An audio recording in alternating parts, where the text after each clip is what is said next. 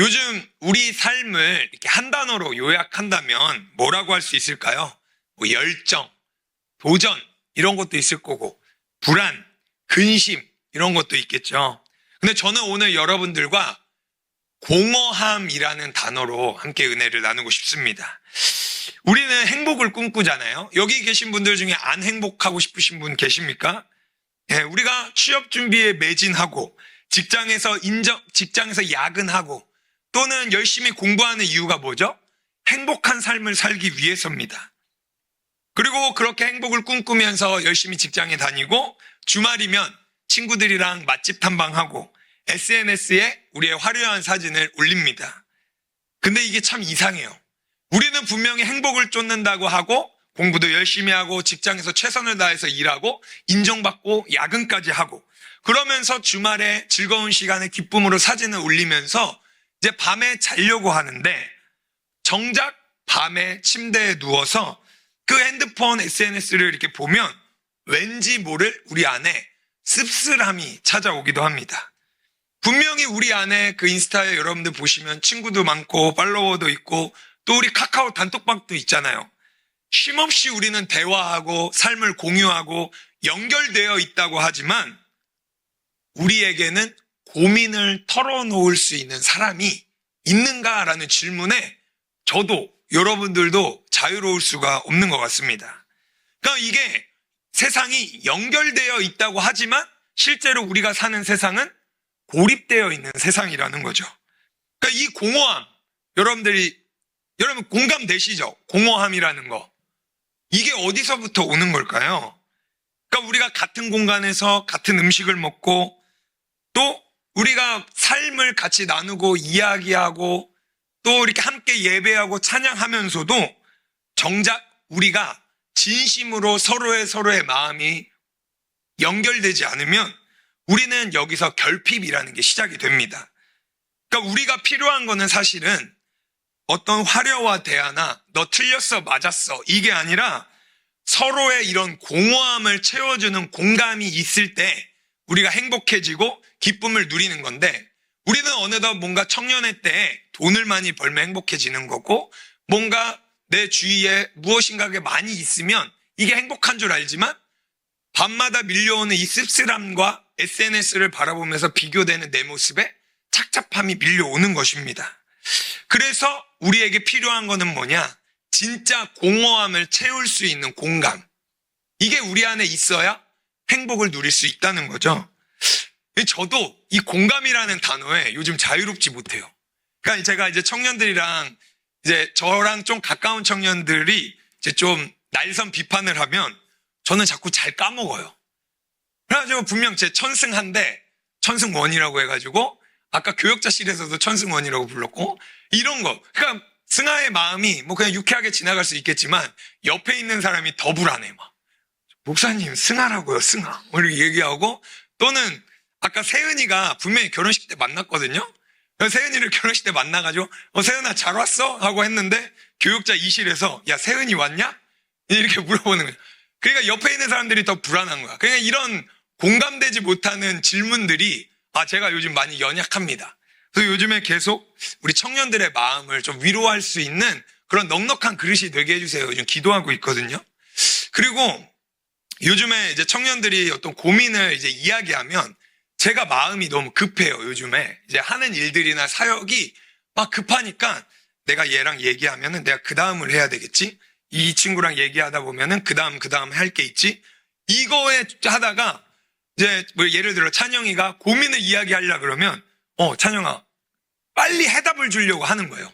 그러니까 고민을 이야기하려고 차분하게 이야기를 하는데 그러면 이건 이렇게 하면 될 것 같아. 고생했어? 하고 휙 나가버리는 거죠. 아니, 뭐 이게 이제 극단적인 예예요.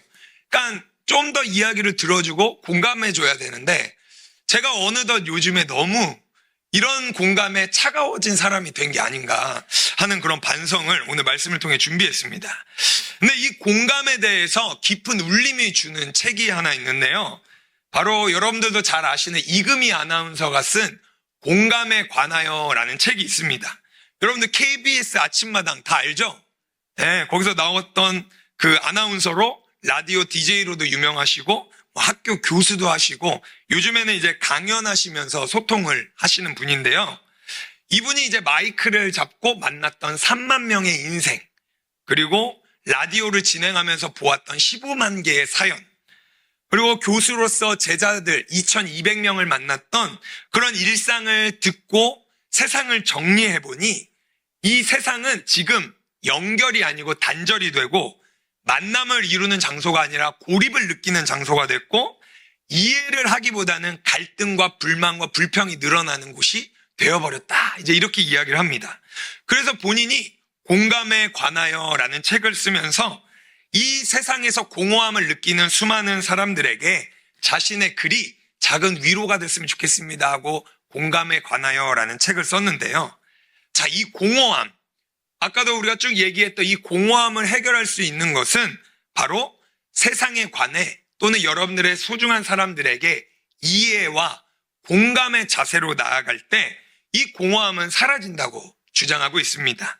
그러니까 우리가 보통 해결되지 않고 답답한 행동을 보면 왜 저래? 왜 저래? 이게 이제 우리의 기본 말이잖아요. 근데 이 공감에 관하여의 이해와 공감의 관점에서는 왜 저래라고 손가락질이 아니라 왜 그럴까? 이렇게 이야기를 하는 거죠. 제가 이거를 우리 G12한테 얘기했더니 이거를 악용해가지고 왜 저래와 왜 그럴까를 합쳐가지고 왜 저럴까? 왜 이렇게 하는데 이게 여러분들 이해되시죠? 비난하고 지탄하는 왜 저래가 아니라 왜 그럴까? 이해를 하기 위한 우리의 마음의 자세를 가져야 된다고 합니다. 오늘 우리가 읽은 이 마태복음 14장 13절 21절 본문, 여러분들 이 오병이어에 대해서 모르시는 분들이 아마 적을 거라고 생각이 됩니다. 근데 저는 오늘 이 공감에 대한 관점으로 이 오병이어에 대한 본문을 여러분들에게 소개하고 우리 예수님의 공감 3가지에 관하여 여러분들께 은혜를 나누고자 합니다. 근데 상황이 지금 어떠냐면요, 우리 예수님이 공감할 수 있는 여건이 안 되었어요. 왜냐하면 예수님이 오실 길을 예비했던 세례 요한이라는 사람이 있었어요. 이 세례 요한이라는 사람은 하나님 나라를 담대하게 전하고 수많은 사람들에게 세례를 베푸는 자였어요. 그런데 그가 어떻게 되냐면 순교를 당하게 됩니다. 그러니까 하나님의 나라를 전파하고 주님 오실 길을 예비하면서 예수님이 오실 것이다. 나는 그가 오시면 그 신발끈조차 묶을 그런 자격조차 안 된다고 되게 부끄러워하면서도 담대하게 복음을 전했는데, 그래서 예수님도 그 세례 요한을 너무도 사랑했는데 그가 한순간에 순교를 당하게 되죠. 여러분들의 친구나 가족이나 친지가 갑작스러운 죽음을 겪었다고 생각해 보십시오. 어떤 마음이 될까요?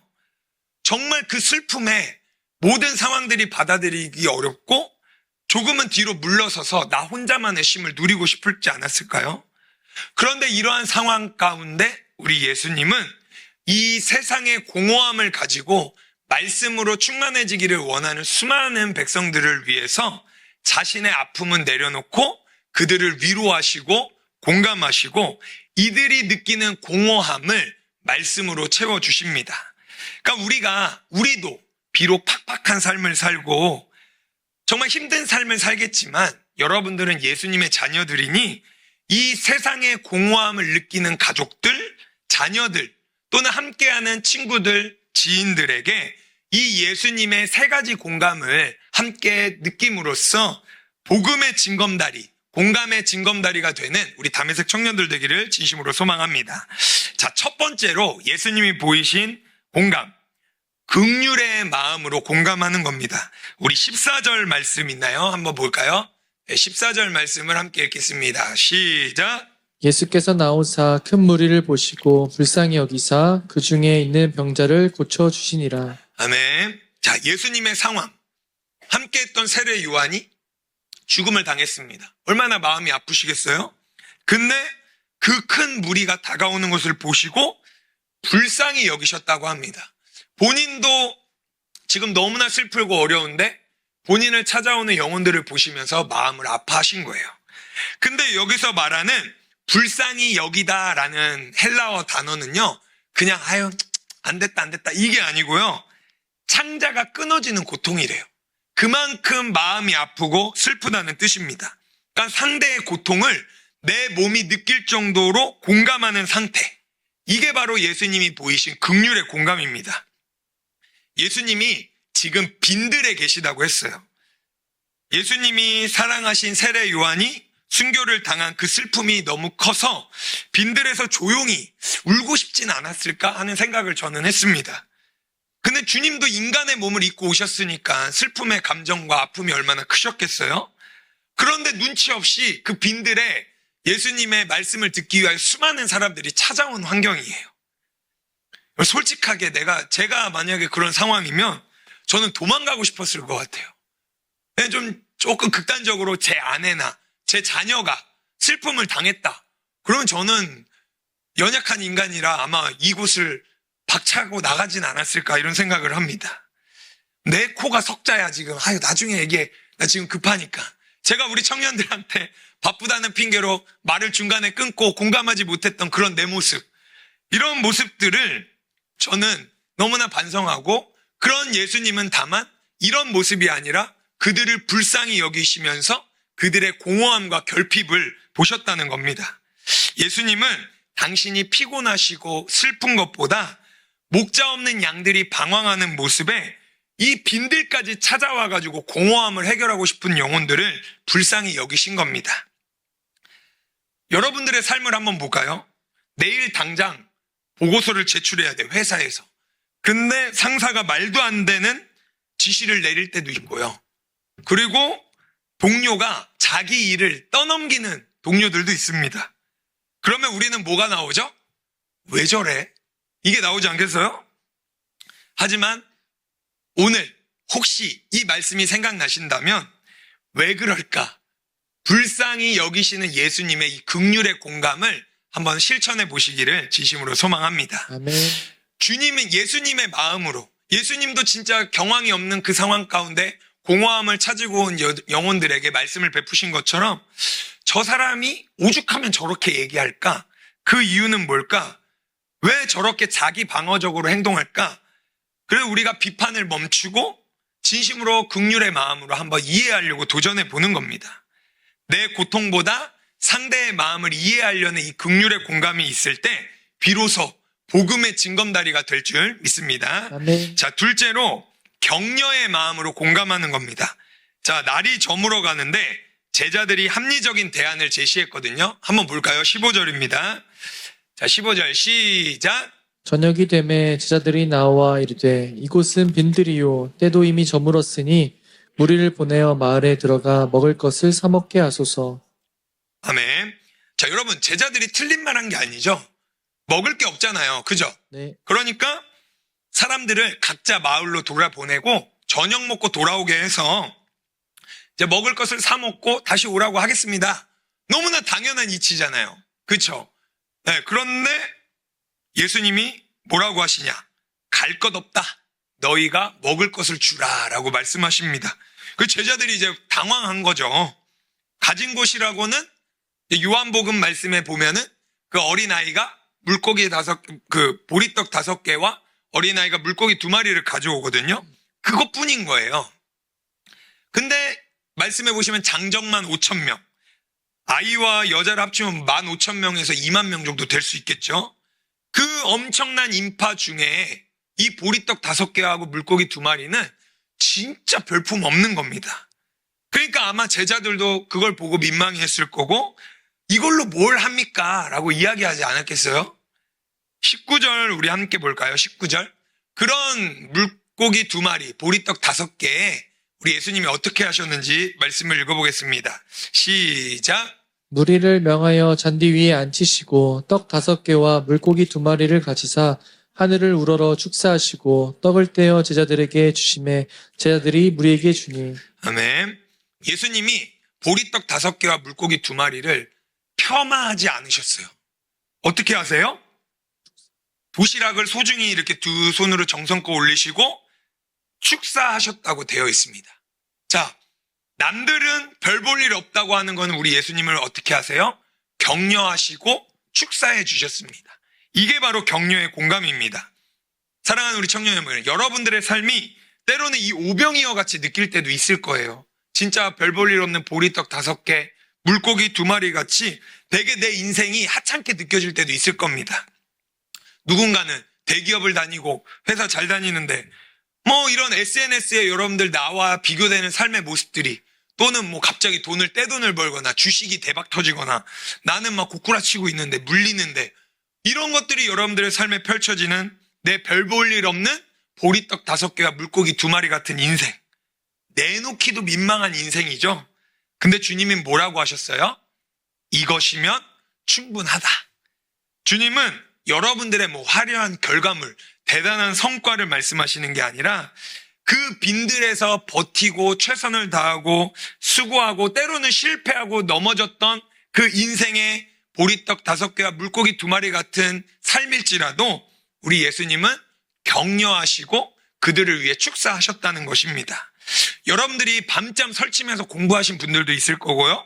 자격증 공부하다가 실패하신 분들도 있을 거예요. 또는 남몰래 슬픔이 너무 가득 차서 이거 어디 하나 표현할 데가 없어서 혼자 눈물을 흘려 보이는 그런 여러분들의 실패 또는 속상함, 이러한 모든 것들이 다 보리떡 5개 물고기 2마리 같을지도 모르지만, 그러한 마음을 주님께 가져올 때 우리 예수님은 격려의 공감을 주시고 축사하시고 여러분들을 보호하실 줄 믿습니다. 아멘. 이거를 우리가 이제 삶에서 실천해야 되는 거예요.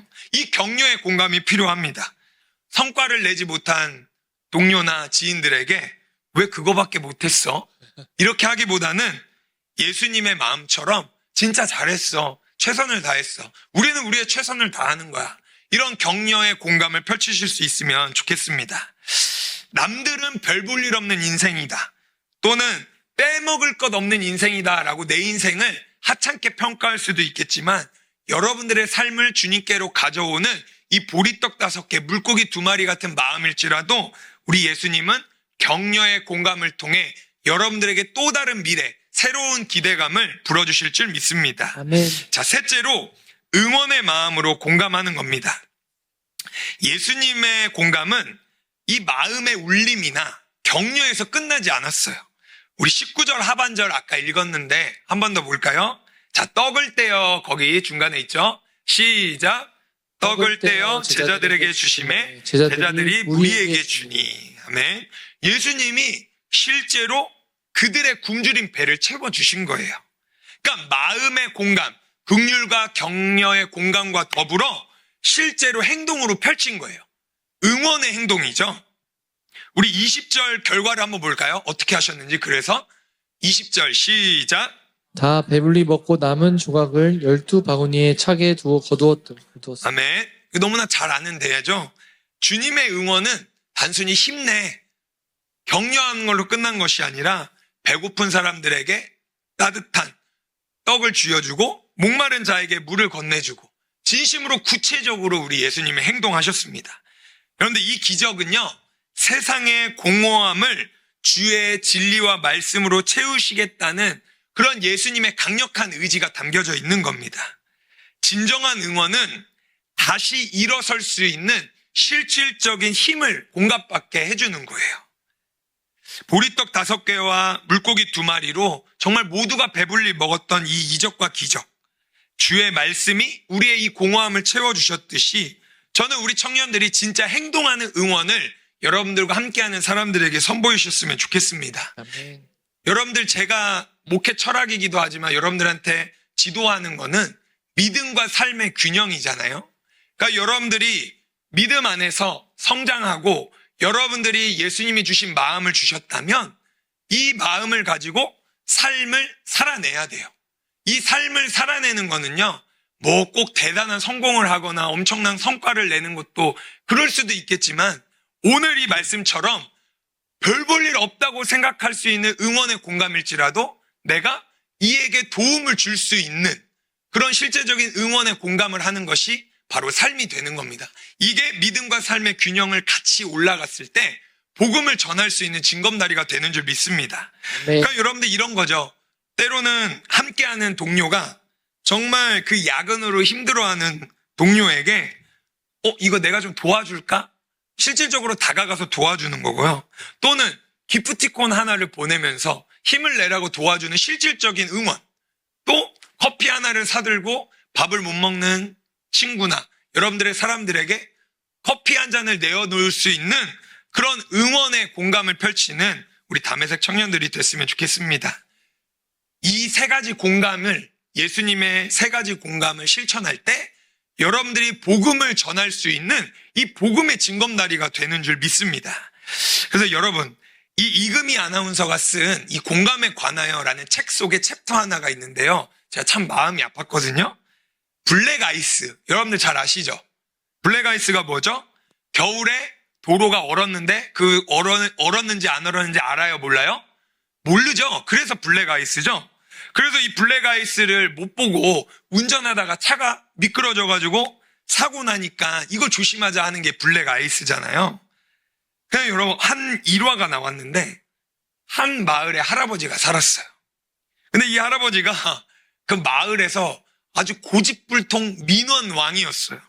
그러니까 무슨 일만 생기면은 고소장을 내는 거예요. 하고 예를 들어 층간소음이 있다. 그러면 윗사람 고소하고, 또 뭐 관리실 아저씨가 택배를 대충 던졌다고 그 관리실 아저씨 고소하는 거예요. 그러니까 그 지역에 있는 주민들이 다 혀를 내둘렀어요. 아, 저 할아버지 완전 블랙 아이스네. 이렇게 이야기를 하는 거죠. 근데 이분의 고집이 절정에 달해서 마을 사람들이 뭐 그럴 수 있다 하다가, 야, 이거는 사람인가? 라고 하는 에피소드가 하나 있었어요. 그게 뭐였을까요? 바로 자신의 가족, 자녀, 손자, 손녀를 고소한 거예요. 그러니까 자녀들이 얼마나 황당하겠어요?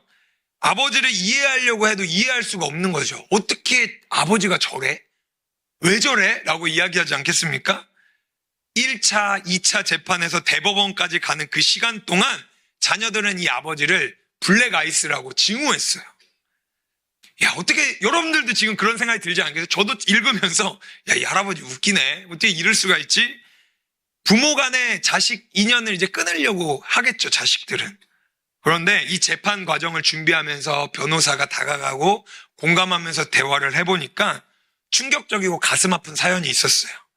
할아버지가 자녀들을 법정에 세운 이유는 돈 때문에, 실제로 미워서 그런 게 아니었습니다. 이유는 뭐였냐면, 이렇게라도 하지 않으면 자식들 얼굴을 볼 수 없어서요. 이렇게 이야기를 하는 거예요. 손자, 손녀가 어떻게 자랐는지 너무 보고 싶어서요. 여러분들 마음이 어떠십니까? 할아버지의 이 마음을 우리가 진짜 공감했다면, 이분의 이 마음을 공감했다면 과연 그 지역 주민들에게 민원왕이라는 소리를 들었을까요? 블랙 아이스라는 소리를 들었을까요? 저는 그렇게 되지 않았을 거라고 생각합니다. 우리 주변에도 이런 블랙 아이스와 같은 존재들이 있을 수 있어요. 도저히 이해 안 되고 보이지 않아 보이는데 나한테 해를 주는 그런, 정말 소위 말하는 꼴 보기 싫은 사람들이 있을 수 있습니다. 그럼 우리는 그들을 향해 대체 왜 저래 쟤 하며 비난의 화살을 쏘죠. 근데 그들의 그 행동에는 나 좀 봐줘, 내 마음을 이해해줘 라는 또 다른 공허한 외침이라고 여러분들이 이해하시고 격려와 긍휼과 응원의 공감으로 다가가실 수 있는 담에색 청년들이 되기를 진심으로 소망합니다. 블랙 아이스를 녹일 수 있는 방법 뭐가 있을까요? 따뜻한 햇살이 비추면 녹겠죠? 주님이 우리에게 보여주신 이 공감 햇살 세 가지, 긍휼과 응원과, 긍휼과 격려와 응원의 공감을 여러분들이 펼침으로써 복음의 징검다리가 되시기를 진심으로 소망합니다. 이제 말씀을 정리하겠습니다.